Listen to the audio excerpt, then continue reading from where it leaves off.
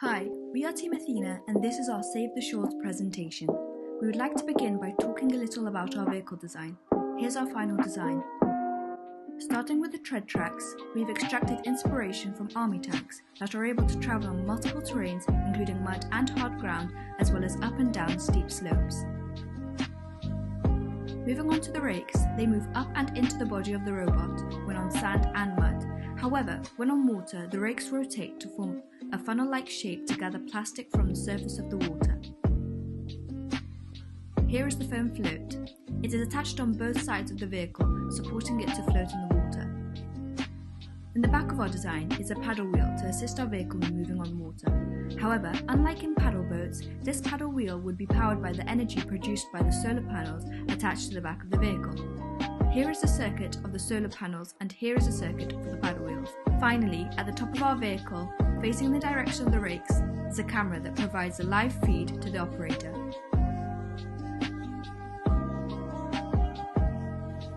I really enjoyed the competition and I loved the creative freedom that the competition allowed us to have. However, the only thing I'd say was that we don't really know what standard to expect, as this is our first time taking part. So we're still unsure whether our report is too simple or is missing some key things that maybe could make it better. However, I love the competition and I'll probably enter it next year too. This competition was a thoroughly enjoyable experience, and the subject topic of the environment is something we are very passionate about. However, if I had to change one thing, it would be to extend the brief even further to research ways in which the plastic collected could be disposed of. This would allow us to delve deeper into new and innovative ways in which we could resolve the plastic problem even further. For instance, we are especially familiar with a certain method of plastic disposal using cold plasma pyrolysis.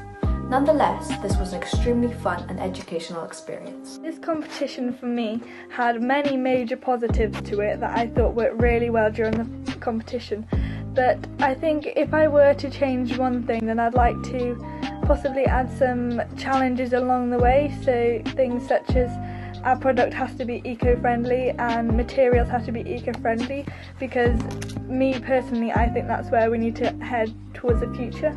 So I thought no better way to do it, incorporate it into a product that's helping the globe, is if we take it one step further with that eco-friendly material. There were definitely instances where I thought everything was going terribly wrong, and as a team we had to come up with new ideas to help solve the problem. It was when we were looking through the first draft of the report and there were some aspects of it that really didn't make sense if we were to construct the vehicle in real life. So we came up with some new ideas and changed the previous ones so that they were more realistic and could actually be built in real life. Coming close to the deadline, organisation was a large problem in our team. We realised that we had a lot to do and there were certain gaps in our project, including a significant query as to how our vehicle would float. We managed this panic by creating a schedule and our own deadlines by which certain tasks would be finished, as well as assigning different roles to each team member. This worked really well, as adequate attention was provided to each part of the project. One specific problem that we were faced with as a team during the end stages of the competition, so we were quite panicky, was we needed an efficient and effective way of manoeuvring our vehicle across water. We had a few ideas sketched up, but none really suited the role the best and were able to be powered and were able to work well.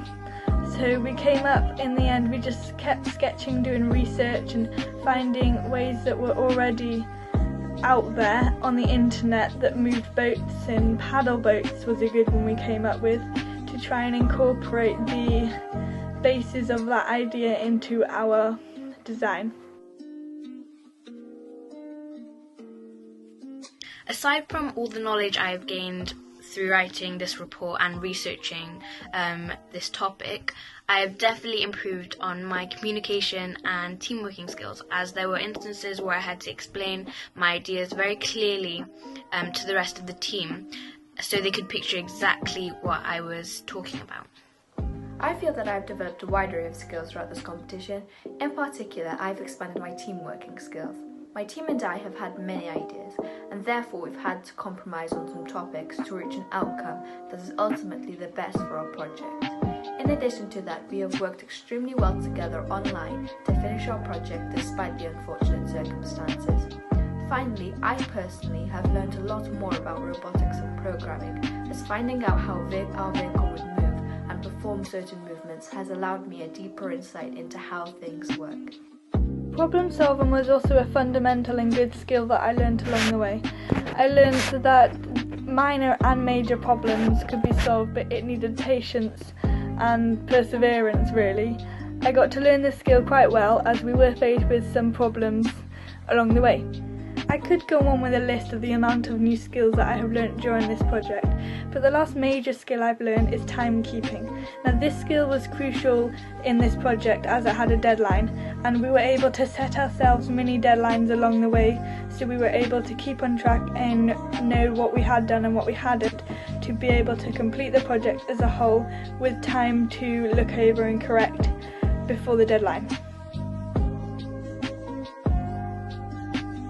The only thing I would have done differently would have been to create a clear and structured plan to allow ourselves more time to complete the report, as towards the end I found that we were rushing to get it done and it was quite stressful, so allowing ourselves more time by creating a plan would have definitely benefited us.